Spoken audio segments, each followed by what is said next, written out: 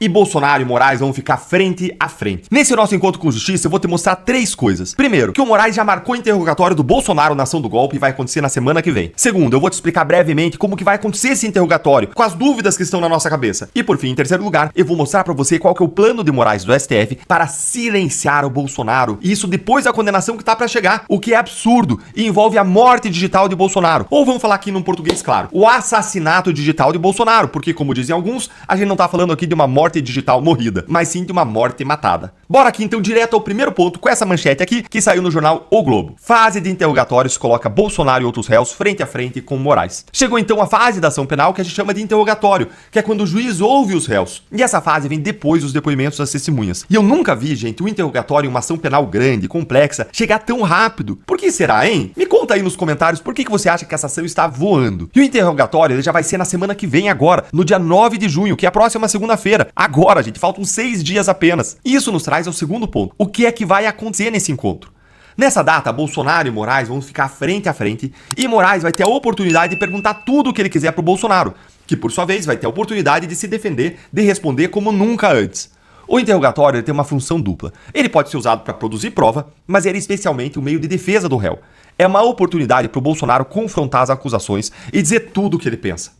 Além do Bolsonaro, vão falar também Alexandre Ramagem, Almir Garnier, Anderson Torres, Augusto Heleno, Paulo Sérgio Nogueira e o Walter Braga Neto, que são os co-réus aí na ação.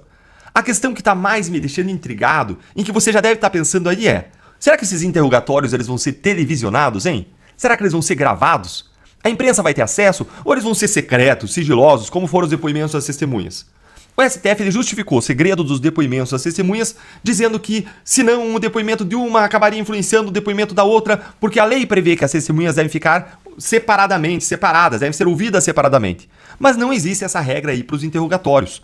A única razão que o STF teria para esconder os interrogatórios seria para não dar um palanque político para o Bolsonaro e para evitar ainda mais rachaduras na narrativa da trama do golpe. Porque o que pode acontecer é imprevisível, e o Bolsonaro pode acabar lá se defendendo tão bem que deixa a situação ainda mais feia para o Supremo. Se imaginou o Bolsonaro lá, confrontando Moraes cara a cara, questionando as ilegalidades, os abusos, questionando tudo aquilo que vem acontecendo? Gente, é o que eu torço que aconteça, que o Bolsonaro vá lá, que ele ligue ligue aqui o verbo, solte o verbo e diga a verdade, para ficar registrado para a história. Embora eu saiba que ele está numa posição muito delicada, diante de quem vai julgar ele. E ele vai enfrentar ali um dilema. De um lado, se ele disser a verdade sobre os abusos, se ele confrontar os abusos, ele pode aumentar a ira e a vingança do Supremo contra ele. Por outro lado, caso ele se mantenha em silêncio ou dê respostas muito brandas, ele pode passar uma mensagem errada de subserviência diante de uma corte autoritária. Talvez o caminho seja um caminho estreito, mas que é um caminho aí de equilíbrio difícil, que é ser firme no que ele acredita, mas por outro lado não ser grosseiro. E aí, o que você acha que o Bolsonaro vai fazer, hein? Vai ficar em silêncio ou vai chutar o pau da barraca e vai atacar os abusos? Ou ainda vai buscar, como eu disse ali, um equilíbrio, aquela passagem estreita? E o que você acha que o Moraes e o STF vão fazer? Será que eles vão ocultar os interrogatórios ou a gente vai poder assistir? Vai me contando aí sua opinião nos comentários que eu vou avançar para o último ponto sobre o plano de assassinato digital do Bolsonaro.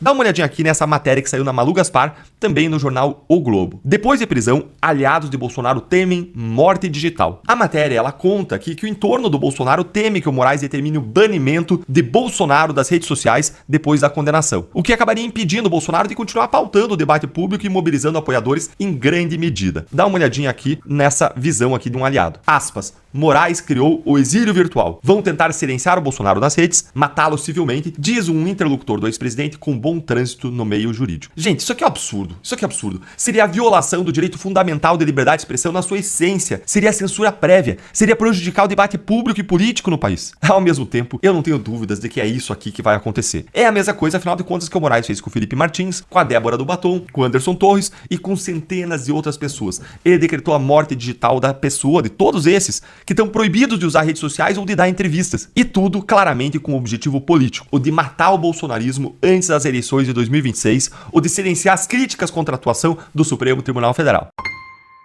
A Polícia Federal, a PGR e o STF não conseguem explicar três grandes contradições da narrativa do golpe que surgiram nos depoimentos das testemunhas e que eu vou te mostrar. Não adianta, gente. Por mais que o Supremo tenha proibido a imprensa de gravar os depoimentos das testemunhas, das pessoas acompanharem o julgamento que acontece lá na ação do golpe, por mais que o STF esteja conduzindo depoimentos secretos, o que é algo absolutamente impensável em uma democracia, tá ficando cada vez mais claro que a narrativa do golpe tem contradições gigantescas entre, de um lado, as provas e os depoimentos das testemunhas, e de outro lado, a acusação, a denúncia da PGR. E nem a PF, nem a PGR, nem a STF estão conseguindo explicar essas contradições. E isso aumenta a pressão sobre o Moraes, e é por isso que ele tem tido uma postura tão autoritária com as testemunhas, chegando aí a ameaçá-las de prisão quando elas se desviam 1 milímetro da narrativa do STF. E eu vou mostrar agora pra você as três grandes contradições dessa narrativa. Olha essa primeira grande contradição aqui, ó. Aconteceu durante o depoimento do ex-comandante da Aeronáutica, o brigadeiro Carlos Almeida Batista Júnior, e ele disse que ele se encontrou com o então ministro da Defesa do Bolsonaro, o Paulo Sérgio Nogueira, e que nessa reunião apresentaram para ele um documento de teor golpista, uma minuta do golpe. Aí o advogado do Bolsonaro, Celso Vilardi, ele fez então uma pergunta muito simples para a testemunha. O senhor leu esse documento? E a resposta foi, não.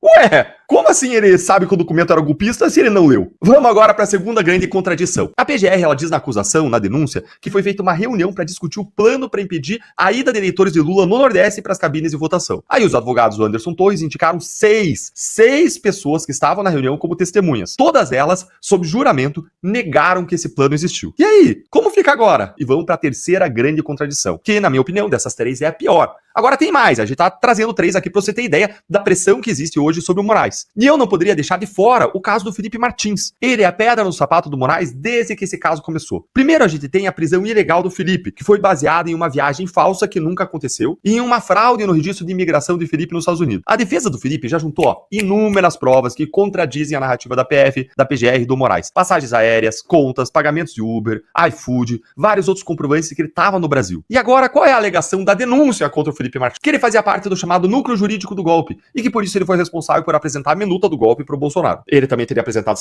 essa minuta também pros ministros, também pros generais. E de onde que veio essa história? Essa história veio da delação do Mauro Cid, que, contudo, não apresentou nenhuma prova de corroboração, nenhuma prova que confirmasse isso, que fortalecesse essa versão, para além da palavra dele mesmo, o delator, que a gente sabe que tem um valor relativo, até por força de lei. A história sequer faz sentido, porque o Felipe Martins não é advogado, ele não é formado em direito, ele não é da área jurídica, ele é formado em relações internacionais e filosofia. E aí nós chegamos ao depoimento das testemunhas. E o que aconteceu? O general Freire Gomes, ele negou peremptoriamente, categoricamente, qualquer participação do Felipe na apresentação dessa tal da minuta do golpe. O Freire Gomes, ele disse que o Felipe não estava nem na reunião. E para fechar com chave de ouro, a defesa do Felipe, ela conseguiu provas com a TIM e com a Uber de que Felipe não estava de fato nessa tal da reunião do golpe. E aí a PGR colocou então na denúncia que o Felipe estava lá. Mas simplesmente não tem uma prova no processo que sustente qualquer uma das acusações da PGR contra o Felipe. Todas as provas confirmam o contrário, as alegações da defesa. Mas o que são as provas, né? Provas.